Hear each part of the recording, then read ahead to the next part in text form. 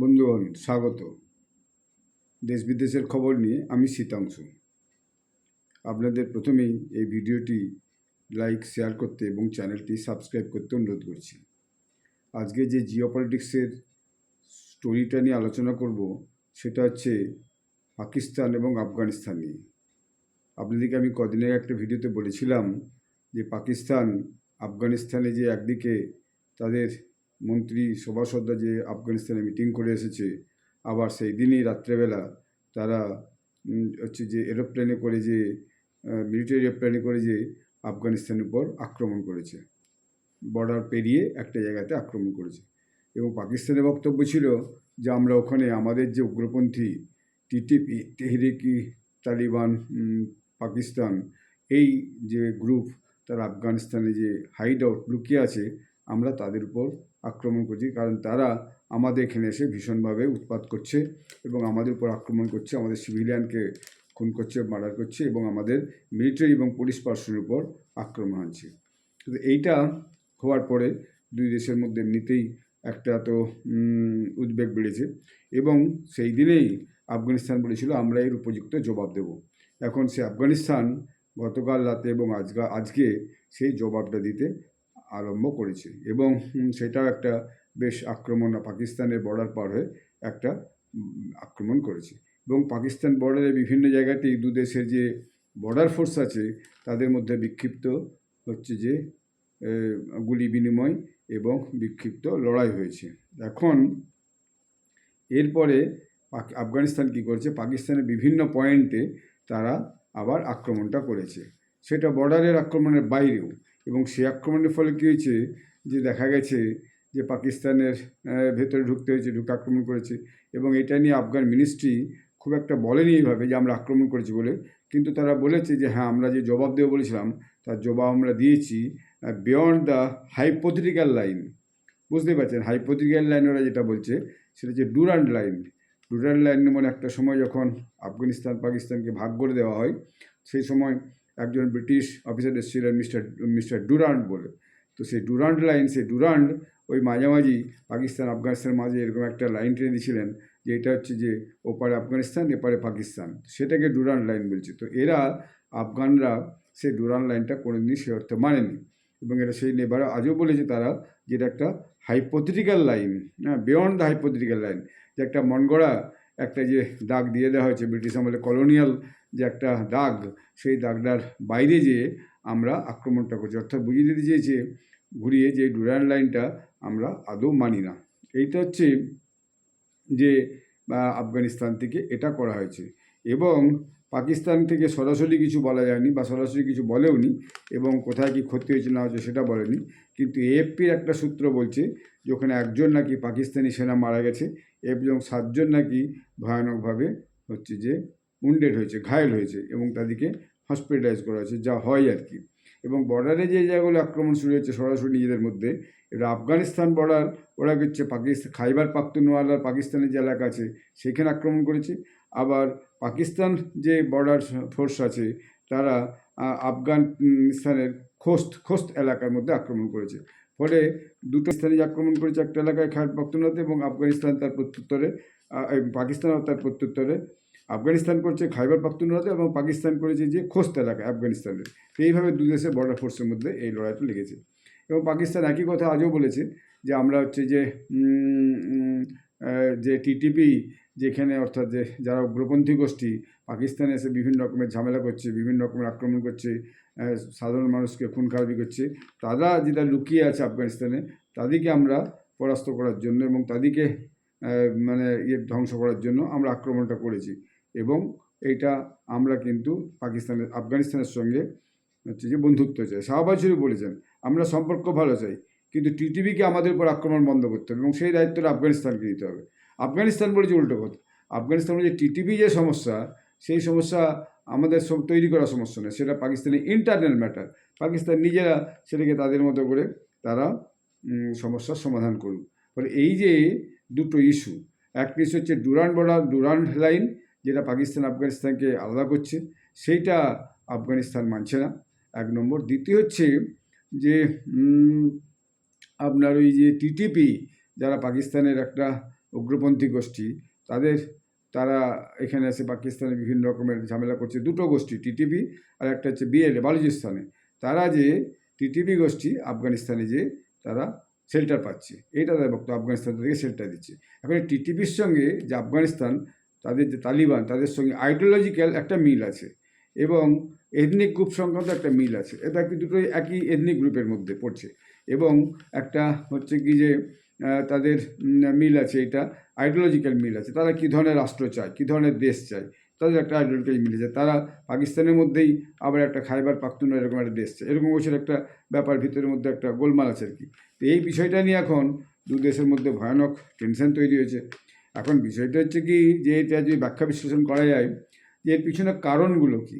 একটা কারণ তো হচ্ছে কি যে ডুরান্ড লাইন, সেটা বুঝতেই পেরেছে না। দ্বিতীয় কারণ হচ্ছে যেভাবে ওই পাকিস্তানের উগ্রপন্থীদিকে আফগানিস্তান শেল্টার দিচ্ছে বলে পাকিস্তান ব্লেম করছে। পাকিস্তান কিন্তু বলছে আমরা এটা শেল্টার দিচ্ছি না, কিন্তু পাকিস্তান সেটা বলছে। এটাই দুটো কারণ হচ্ছে মূল হচ্ছে যে এখন টেনশনের মধ্যে কারণ। এবং একটা সময় দেখা গেছিলো, আপনার যদি যখন তালিবান যখন ক্ষমতায় আসে 2021 সালে আগস্ট মাসে, তালিবান আফগানিস্তানের ক্ষমতায় এসেছিলো। আমেরিকান ফোর্স ওখান থেকে সব তুলে নিয়ে চলে গেছিলো, বেশ কিছু জিনিসপত্র ফেলেও গেছিলো, সেগুলো আফগানিস্তান কবজা করেছে। প্রচুর গোলা বারুদ অস্ত্র হেলিকপ্টার সব ফেলে দিয়ে বাকি লাস্ট ফোর্স যতজন ছিল, লাস্ট বিমান ওখান থেকে উড়ে যায়। তাতে কিছু আফগান লোকজনও জোর জবস্তি করে উঠে বসে গেছিলো এবং তারাও সেখান থেকে আমেরিকা চলে যায়। কারণ সেই সময় তার কদিন পরেই, অর্থাৎ 21শে অক্টোবর, এটা আগস্ট মাসে হয়েছে, 21শে অক্টোবর পাকিস্তানের তৎকালীন যে ফরেন মিনিস্টার ছিলেন তিনি ছিলেন শাহ মহমুদ কুরেশি। আর তখন পাকিস্তানের সরকার ছিল ইমরান খানের সরকার।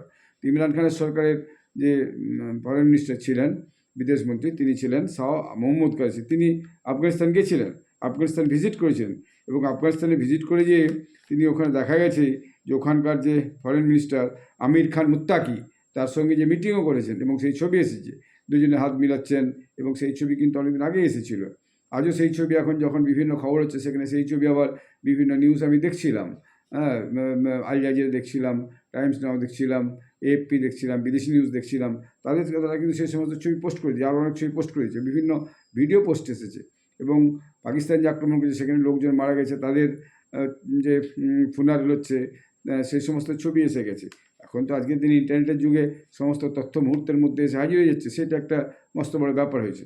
এখন এই সময় আবার ইমরান খান যখন প্রধানমন্ত্রী ছিলেন, যখন আফগানিস্তান তালিবান ক্ষমতা হলো, তখন পাকিস্তান খুব উচ্ছ্বসিত হয়েছিল। তখন ইমরান খান বলেছিলেন it will B a new block মানে আফগানিস্তান এবং পাকিস্তান এরা দুজন মিলে একটা নতুন ব্লক তৈরি হলো। ফলে এরপরে সারা পৃথিবীকে এই ব্লককে একটা অন্য রকমের মান্যতা দিতে হবে এবং অন্য রকমের স্বীকৃতি দিতে হবে। এইটা তখন কিন্তু ইমরান খান বলেছিল। আরও বলেছিল Afghanistan has broken the shackles of slavery. এতদিন নাকি আফগানিস্তান দাসত্বের মধ্যে ছিল, অর্থাৎ আমেরিকান দাসত্বের মধ্যে ছিল, ঘুরিয়ে বলতে চেয়েছিল তখন, যদিও আমেরিকার থেকেও প্রচুর সাহায্য পাকিস্তান সেই সময় নিয়েছিল এবং এই দাসত্বের ইয়েতে ছিল, সেকেলস অফ স্লেভারিতে ছিল। এখন সেখান থেকে আফগানিস্তান মুক্ত হল, এটা ইমরান খানের নিজের বক্তব্য ছিল। এখন দেখা যাচ্ছে কি যে এই যে তালিবান আজকে আফগানিস্তানের ক্ষমতায় এসেছে, এই তালিবানকে এতদিন যাবৎ পাকিস্তানই মদত করে গেছে। তালিবানের যাবতীয় লিডাররা পাকিস্তানে এসে বিভিন্ন ট্রেনিং পেয়েছে, এখানকার বিভিন্ন তারা শিক্ষা পেয়েছে এবং এখান থেকে তারা পুষ্ট হয়েছে। আর এখন তারা যখন ক্ষমতায় এসে গেছে তখন সেই সমস্যাটা এখন তৈরি হয়েছে। সমস্যাটা হচ্ছে, দেখুন, একটা সময় যখন সরকারের বিরুদ্ধে একটা গোষ্ঠী যুদ্ধ করে সেটা একটা অন্য জিনিস, আবার যখন সে ক্ষমতায় এসে বসে যায়, গভর্নমেন্টে বসে যায়, তখন সে একটা অন্য জিনিস। এই কদিন আগে সিরিয়ায় দেখছিলাম, সিরিয়ায় যে রিবেল লিডার ছিল সে এখন মানে রিলিজিয়াস লিডার থেকে এখন সে হচ্ছে যে মডারেট লিডার হয়ে গেছে, তার পোশাক পরিচ্ছদ পাল্টে গেছে। সেটা কদিন আগের একটা ভিডিও এসেছে এবং বিভিন্ন খবর এসেছে যে fighter leader become a moderate leader, তার পোশাক পরিচ্ছদ পাল্টে গেছে। এখন দেশ চালাতে হবে, সিরিয়া তো সে ক্ষমতা দখল করে বসে। তো এখন এখানেও সেরকম অবস্থা হয়েছে। আফগানিস্তানে আফগান তালিবানরা তারা দিয়ে যুদ্ধ করেছে, যুদ্ধ করে সরকারের বিরুদ্ধে লড়াই করেছে। এবার লড়াই করে ক্ষমতায় এসে গেছে, তো ক্ষমতায় আসার পরে তো এবার দায়িত্ব অনেক বেশি বেড়ে যায়। এবং যেটা দেখা যাচ্ছে যে আফগানিস্তান আজকে যে পাকিস্তানের বিরুদ্ধে লড়াইটা করছে বা চালু করেছে, সেটা কতদিন টিকিয়ে রাখতে পারবে। কারণ ব্যাপারটা হচ্ছে যে পাকিস্তান তো যতই হোক একটা ভয়ানক শক্তিশালী দেশ এবং একটা পরমাণু সমৃদ্ধ দেশ, তাদের আন্তর্জাতিক সাহায্য আছে এবং তারা বিভিন্ন দেশ থেকে সাহায্য পায়, কিন্তু আফগানিস্তান সেটা পায় না। আর আফগানিস্তান একটা ল্যান্ডলক কান্ট্রি, অর্থাৎ চারপাশে জমি আছে কিন্তু কোনো সমুদ্র বন্দর নাই, সেটার সমস্যা। তো আফগানিস্তানে যে সমস্ত মালপত্র যায় সেটা পাকিস্তান হয়ে যায়। এখন পাকিস্তান যদি সেই সমস্ত মালপত্র যা বন্ধ করে দেয় তখন আফগানিস্তানের প্রবলেম হবে। তো ট্রেড রুটটা পাকিস্তানের মধ্য দিয়ে আফগানিস্তানে যায়। কিন্তু সমস্যা হচ্ছে যখন ক্ষমতা এসে যায়, এতদিন যারা রিবেল লিডার ছিল তারা ক্ষমতা এসে যাওয়ার পর তাদের এখন ব্যাপারটা হচ্ছে তাদের এখন ফাইটার মুড থেকে তারা এখন গভর্নমেন্টে হচ্ছে যে অ্যাডমিনিস্ট্রেটিভ মুডে এসে গেছে। আগে ফাইটার মুড হচ্ছে দিন রাত যুদ্ধ করো, লড়াই করো, দল সংগঠন তৈরি করো, বন্দুক গোলা বারুদ সীমান তৈরি করো, সেটা একটা অন্য জিনিস। আর ক্ষমতা এসে গেলে তখন ক্ষমতার একটা মোহ, ক্ষমতা একটা হায়াস তো সবারই হয়ে যায়। এখন তাদেরকে সরকার চালাতে হবে, জনগণের কথা ভাবতে হবে। এবং আফগানিস্তান সমস্যা হচ্ছে কোনো দেশে তাদেরকে স্বীকৃতি দেয়নি। একমাত্র ভারত স্বীকৃতি না দিয়েও কিছু কর্ম কাজ এখন আফগানিস্তান শুরু করেছে। আর চীন স্বীকৃতি দিয়েছে এই নিয়ম বুঝে। বা চীন হচ্ছে যে ওখানে যে তারা ওখান থেকে বিভিন্ন মিনারেল, বিশেষ করে যে খনিজ সম্পদ আছে সেগুলো নিয়ে যাওয়ার ব্যাপারে তারা উদ্যোগ নিচ্ছে এবং সেটা তারা নিয়েও যাচ্ছে। এখন এই যে তালিবান এটা কতদিন পর্যন্ত এই পাকিস্তানের সঙ্গে যুদ্ধ করতে পারবে বা করবে এইটা তো বলা মুশকিল। এবং এর যে প্রতিফলনটা কী হবে, এরপরে পাকিস্তান আবার রিটালিয়েট করবে, পাকিস্তান আবার আক্রমণ করবে এবং আরও বড় করে আক্রমণ করবে। কারণ সব জায়গায় জনগণের তো একটা চাপ থাকে। পাকিস্তান যখন আফগানিস্তান আক্রমণ করেছে তখন আফগান জনগণের একটা চাপ থাকে যে তাহলে পাকিস্তানের প্রতি একটা আমাদের রিটালিয়েট করা দরকার। আবার এখন আফগানিস্তান আক্রমণ করেছে, এবার পাকিস্তানের জনগণের একটা চাপ থাকবে সরকারের উপরে যে আফগানিস্তান এত ছোটো দেশ হয়ে, আমরা এত শক্তিশালী দেশ হয়ে আমাদের উপরে এরকম চোখ রাঙাচ্ছে, তাহলে দিকে ভালো করে একটু সবক শিখিয়ে দেওয়া হোক। তাহলে আবার একবার পাকিস্তান আরম্ভ করবে, আবার তালিবানও আবার তার প্রত্যুত্তর দেবে। তো এই ধরনের একটা টেনশন এবং লড়াই এই মুহূর্তে এই দুটো দেশের, প্রতিবেশী দেশের মধ্যে কিন্তু লেগেই থাকবে। একটা ভয়ানক উদ্বেগ, টেনশন কিন্তু লেগেই থাকবে। এবং পাকিস্তান যদি তার বর্ডার দিয়ে, তার এরিয়া দিয়ে বিভিন্ন মালপত্র রুরাল লাইনের কাছে চেকপোস্ট আছে সেখান দিয়ে মালপত্র ঢুকতে না দেয় তখন আফগানিস্তান একটা সমস্যা হবে। কিন্তু আফগানিস্তান এখন পাকিস্তানের সাহায্য ছাড়া বা পাকিস্তানের মদত ছাড়া বা পাকিস্তানের অঙ্গুল হেলে না চলতে রাজি নয়, এইটা একটা ব্যাপার। কিন্তু তাদের কাছে ফরেনের কিছু আসছে না, পাকিস্তানের কাছে ফরেনের স্কোপ আছে।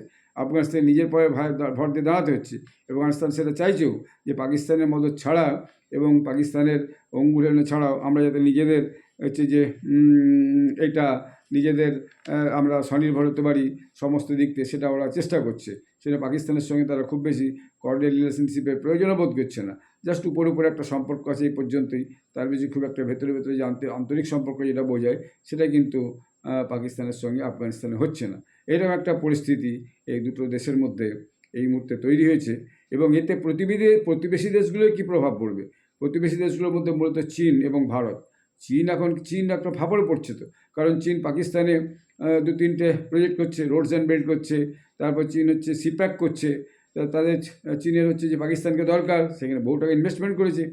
আবার চীন এখন আফগানিস্তানের সম্পর্ক তৈরি করে সেখান থেকে যে খনিজ সম্পদ সেই সমস্ত নিজের দেশে নিয়ে যাচ্ছে। তাহলে আফগানিস্তানের সঙ্গেও তার সম্পর্ক দরকার। তো এই অবস্থায় চীনের কাছেও এটা একটা ধরনের সংকট তৈরি হবে আগামী দিনে, এইটা পরিষ্কার বোঝাই যাচ্ছে। বাকি আশপাশের দেশগুলোর অবশ্য এখনও কোনো প্রতিক্রিয়া সেভাবে পাওয়া যায়নি এবং ভারত থেকেও কোনো প্রতিক্রিয়া দেয়নি। কিন্তু ভারত কী করবে? India is silently watching the incidents, যে সমস্ত ঘটনাগুলো ঘটছে ফ্যাক্টস, ইন্ডিয়া সেগুলো মানে চুপচাপ বসে বসে দেখছে যে ঠিক আছে আফগানিস্তান পাকিস্তানের সঙ্গে কি লড়াইটা হচ্ছে, অর্থাৎ সিচুয়েশনটা কোন দিকে যাচ্ছে সেটা লক্ষ্য হচ্ছে। ইন্ডিয়ার থেকে কেউই কোনো বিদেশ দপ্তর বা কোনো দপ্তরই হচ্ছে গিয়ে কিন্তু এ ব্যাপারে বা আমাদের যে প্রতিরক্ষা দপ্তর কোনো ব্যাপারে বা পিএমওর দপ্তর কোনো ব্যাপারে কেউই কিন্তু কোনো মন্তব্য এই ব্যাপারে কিছু করেননি। কারণ দুটো দেশে অন্য দেশের ব্যাপার সেভাবে মন্তব্য করাটা সমীচীন সেই জন্য করেনি, কিন্তু সাইলেন্টলি ওয়াচিং দ্য সিচুয়েশান, এইটা হচ্ছে আজকের খুব বড় খবর। গতকাল এবং আজকে এই ঘটনা রয়েছে। আর পাকিস্তানের বিরুদ্ধে কিছু করে কিনা সেটাই এখন দেখার। ধন্যবাদ, নমস্কার।